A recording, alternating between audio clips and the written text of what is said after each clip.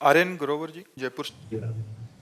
महाराज जी, कोई कहता है कि जीवन में भगवान का एक दिव्य मंदिर बना दिया जाए तो जीवन सफल हो जाएगा। कोई कहता है गौशाला का निर्माण, कोई कहता है धर्मशाला बना दो साधु संतों के लिए। महाराज जी, आप मार्गदर्शन करें, धर्म हेतु किए जाने वाला सबसे बड़ा कार्य क्या है? नाम जप।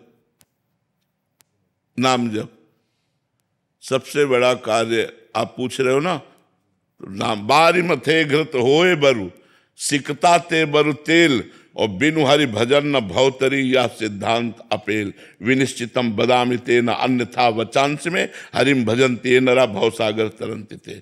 अगर नाम जप नहीं है तो तुम मंदिर बना लो, तुम दान पुण्य कर लो, फिर तुम्हारा जन्म होगा। 1 करोड़ का मंदिर बनाओगे, 50 करोड़ की व्यवस्था कर देगा ठाकुर, लेकिन ठाकुर मिलने वाला नहीं। अगर भव समुद्र से पार होना है तो नाम जप करो, और आपके पास यदि 4 रोटी हैं, 2 तुम पाओ, 2 दूसरों को पवा दो, और वो ये मान के कि ये उन्हीं की थी। तो दियम वस्तु गोविंदम तो बेमेव समर्पय। महाराज नृग ने जितना दान किया होगा, शायद किसी राजा ने दान किया हो। स्वयं महाराज ने द्वारिकाधीश से कहते हैं, जब दानियों में चर्चा चलेगी तो मेरा नाम जरूर आएगा। महाराज नृग, और जानते हो क्या बने थे? कुआं का गिरगिट बन करके पड़े हुए थे द्वारिका में। भागवत में पढ़ लेना। जरा से अपराध में पुण्य क्षय होकर के दुर्गति हो जाती है। और नाम जापक जीवन भर वैश्यागमन किया, और अंतिम समय पुत्र के बहाने नारायण बुलाया, तो नारायण नाम से परम पद को प्राप्त हुआ। तो हमारी बात, जहां तुम प्रश्न कर रहे हो, यहाँ शुद्ध शास्त्र अध्यात्म इष्टापूर्त कहते हैं इसे, जिसे आपने कहा। इसे हमारे शास्त्रों में कुआं खोदना, बावली बनवाना, प्याऊ लगवाना, सरोवर बनवाना, औषधालय बनवाना, गौशाला, विविध ये इष्टापूर्त के अंतर्गत आते हैं। ये सब करो, लेकिन साथ में नाम जप। अगर नाम जप नहीं तो ये पुण्य कार्य है, इनके बल से आप स्वर्ग आदि लोक जा सकते हैं, वहां के सुख भोग कर पुनः पुण्य छीने मृत्यु लोके विशंति। भगवान की प्राप्ति भगवान के स्मरण से होती है। तो मंदिर बनवाना पुण्य का कार्य है, भगवत कार्य है, लेकिन बिना भजन के भगवान की प्राप्ति नहीं होगी। आप फिर आओगे, बहुत बढ़िया महल तुम्हें मिलेगा और 50 करोड़ रुपया मिलेंगे, क्योंकि आपने मंदिर बनवाया, लेकिन भगवान नहीं मिलेंगे।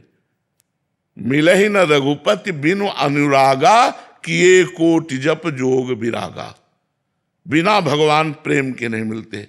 हरि व्यापक सर्वत्र समाना, प्रेम ते प्रगट होए मैं जाना। ये पक्की बात समझ। और प्रेम प्रकट होता है भजन से, और प्रेम से भगवान प्रकट होते हैं।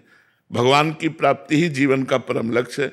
इसलिए जो करो, तुम्हारे पास भगवान ने रुपया दिया है, मंदिर बनवाओ, औषधालय बनवाओ, गौशाला खोलो, नाम जप करते हुए, भगवान का चिंतन करते हुए, और ये मानकर कि भगवान की दी हुई वस्तु भगवान को दे रहे हैं, मेरा उसमें कोई हक नहीं, ये तो भगवान की वस्तु। तो इससे भगवत प्राप्ति हो जाए। केवल पुण्य करेंगे तो क्या होगा? स्वर्ग आदि लोकों को जाओगे।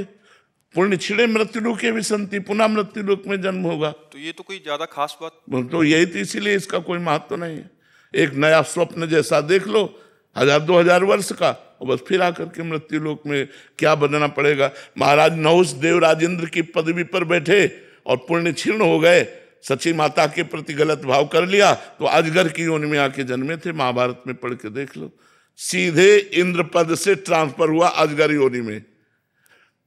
एक राजस्वी यज्ञ में एक चीटा एक छोटा सा दाना चावल का लेके बड़ी मेहनत से जा रहा था।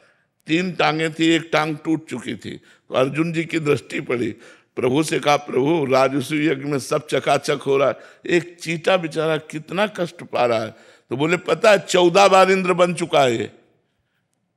वो चीटा 14 बार इंद्र बन चुका है। कोई भरोसा नहीं है पुण्यों का, कहां से कहां ट्रांसफर हो जाए। और नाम जब करोगे, भरोसे की बात कहते हैं कि अगर अगला जन्म होगा भी तो श्रीवान कुलवानों के यहाँ होगा, मनुष्य रूप में होगा, और भजन करके निश्चित भगवान को प्राप्त होगे। अगर बहुत ही दुर्गति हो गई तो उस जीव को भी ऐसी जगह रखा जाएगा जहां भागवतिक होगा, भगवत कथा और एक कीर्तन वाला दरवाजे का कुत्ता बना बैठा, और भगवान का भोग प्रसाद पा रहा है, कथा सुन रहा, कीर्तन सुन रहा, उद्धार हो गया। तो भगवान के नाम के सिवा हमें तो और कुछ उपाय नहीं। कलयुग केवल नाम आधारा, केवल नाम आधारा। सुमिर सुमिर नर उतर है पारा। नाम जप करो और सत्कर्म करो। ऐसा नहीं हम ये मना कर रहे हैं, मंदिर बनवाओ, गौशाला खोलो, औषधालय, लेकिन नाम जप जरूर करो। नाम जप के बिना सब अधूरा हो जाएगा, क्योंकि वो पुण्यों से पुण्य फल मिलेगा, फिर मृत्युलोक में जन्म होगा। तो हमारा जन्म मरण को जो रोकने का चक्र है वो भगवान के नाम में सामर्थ्य है।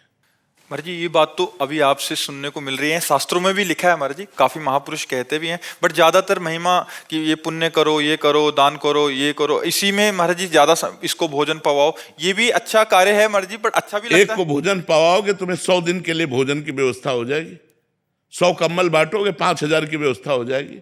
1 अरब दान करोगे 100 अरब की व्यवस्था हो जाए। 1 अरब में तो बुद्धि ठीक नहीं हुई, 100 अरब में तुम्हारी बुद्धि कहां से भगवान में लगेगी। मेन जो पॉइंट की बात है कि हमारा संसार चक्र नष्ट होना चाहिए।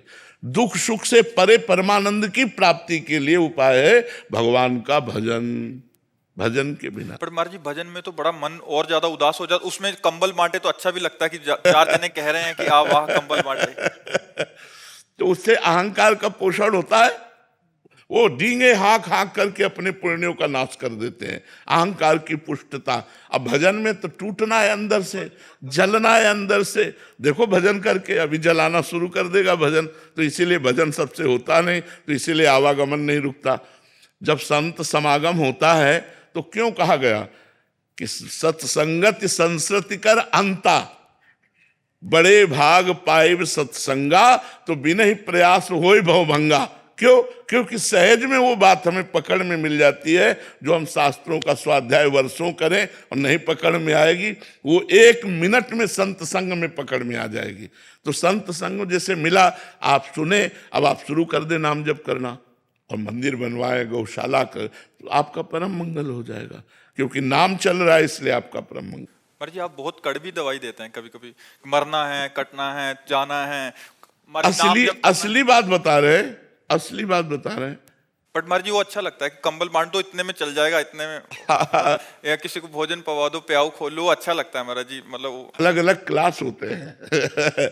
ये वृंदावन है, वृंदावन में ये जो क्लास लगता है ये आध्यात्मिक क्लास है, प्योर आध्यात्मिक, नो इसमें मिलावट कोई चांस नहीं मिलावट। स्वयं से ही भजन करने पर भगवत प्राप्ति होती है, पुण्य हो जाएगा, अनुष्ठान करने से आपके सुकृत बढ़ेंगे, लेकिन भगवत प्राप्ति नहीं होगी। भगवत प्राप्ति तो स्वयं के भजन करने से होगी। इसीलिए स्वयं का भजन करना बड़ा कठिन लगता है लोगों को, प्रायः ऐसा लगता है भगवत प्राप्ति नहीं हो सकती, पुण्य होगा, और पुण्य का कोई महत्व नहीं। एक संत की निंदा कर दो, पूरे जन्म के पुण्य नष्ट हो गए, पूरे जन्म के।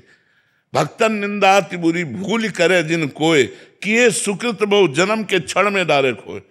पुण्य कोई बहुत स्थायी चीज है क्या? जरा सा संत निंदा की सब गए, सब भस्म हो गए पुण्य, क्या फायदा हुआ?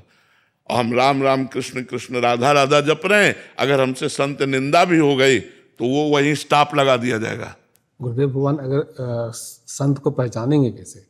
इस समय जो सिचुएशन है, कई बार आप भी इसकी चर्चा किए हैं अपने। देखो, और सच्चे संत की पहचान तो केवल भगवान जानते हैं।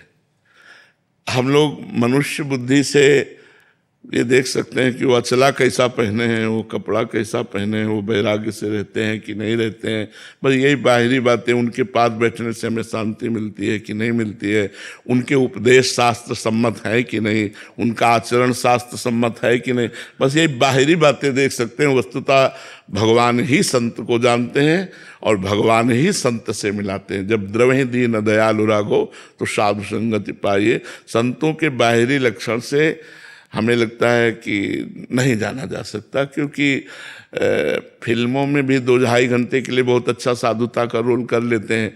तो रोल करना साधुता का और साधुता आना बहुत कठिन बात है।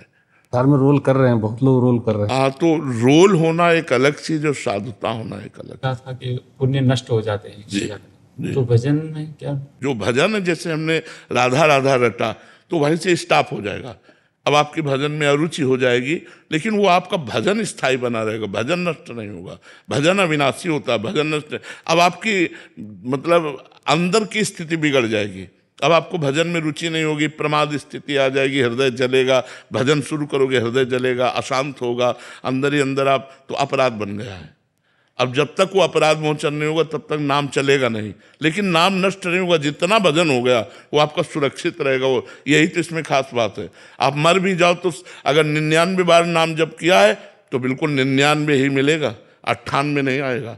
99 से ही शुरू होगा आपका भजन। भजन में यही खास बात है, भजन कभी नष्ट नहीं होता। महाराज जी इसमें 4 बातें हैं, पाप, पुण्य, अपराध और भजन। महाराज जी अपराध से आपने बोला कि हमारे जो पुण्य कार्य वो खत्म होंगे महाराज जी, और इधर भजन से पुण्य नहीं बढ़ेंगे, ये भजन अलग स्टॉप, ये अलग मार्ग है, ये अलग, हाँ ये अलग मार्ग। ये भजन नष्ट होने वाली नहीं। आपने 100 बार राधा राधा कहा और आपसे घोर वैष्णव अपराध बन गया तो 100 बार आपका सुरक्षित जमा है। पर अब जो वैष्णव अपराध बना पहले उसका भोग भोगो, वो पहले उससे परिष्कृत हो। अगर वो परिष्कृत हो गया तो फिर 101 से शुरू हो जाएगा राधा राधा राधा, वो नष्ट नहीं होगा, भजन नष्ट नहीं होगा। अपराध से पुण्य नष्ट होंगे, बट भजन करने से जैसे हमने पाप किए हैं वो नष्ट हो जाएंगे। हाँ पाप नष्ट हो जाएंगे, पुण्य का प्रभाव नष्ट हो जाएगा। पुण्य और पाप दोनों का प्रभाव नष्ट होने से भगवत प्राप्त हो जाएगा। और पुण्य करने से पाप नष्ट नहीं होंगे। नहीं, पुण्य एक अलग मार्ग है, पाप एक अलग मार्ग है। हाँ पुण्य एक अलग मार्ग है, पाप एक अलग मार्ग है। लेकिन भजन करने से पाप अपने आप नष्ट हो जाएगा और पुण्य का समन हो जाएगा। पुण्य का समन हो जाएगा और वो भगवत प्राप्त हो जाएगा। भजन एक अलौकिक चीज है, भजन के बिना तो जीवन ही व्यर्थ है। इसीलिए सबसे प्रार्थना करते हैं कि चाहे 24 घंटा में 24 मिनट ही सही राधा राधा दीजिए, समय दीजिए, भजन में समय दीजिए। और इसीलिए मतलब लोगों का परिवर्तन भी हो रहा है। जो लोगों का परिवर्तन हो रहा है वो इसी नाम के प्रभाव से हो रहा है। अगर पुण्य की बात की जाए तो पुण्य का कोई खास महत्व तो नहीं। बड़े बड़े पुण्यात्माओं की दुर्गति होते देखा गया और बड़े बड़े दुर्गति को प्राप्त जनों को नाम के द्वारा सदगति होते देखा गया।